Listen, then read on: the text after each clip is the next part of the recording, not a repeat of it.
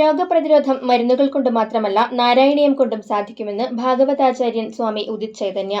അഖില ഭാരത നാരായണീയ മഹോത്സവ സമിതി ഒരുക്കുന്ന വൈകുണ്ഠാമൃതം നാരായണീയ മഹോത്സവത്തിന്റെ സ്വാഗത സംഘം രൂപീകരണ യോഗം ഉദ്ഘാടനം ചെയ്ത് സംസാരിക്കുകയായിരുന്നു അദ്ദേഹം.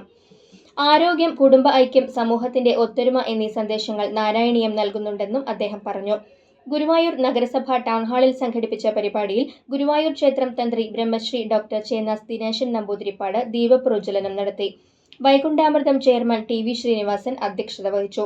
നാരായണീയത്തിന്റെ ഉദ്ഘാടനം Guruvayur Devaswom chairman doctor V K Vijayan നിർവഹിച്ചു. സാന്ദ്രാനന്ദം ഉദ്ഘാടനം പെരിങ്ങര കേശവൻ നമ്പൂതിരി നിർവഹിച്ചു. വൈകുണ്ഠാമൃതത്തിനുള്ള ധനസമർപ്പണം ഹരിമേനോൻ ചാമപ്പറമ്പിൽ നടത്തി.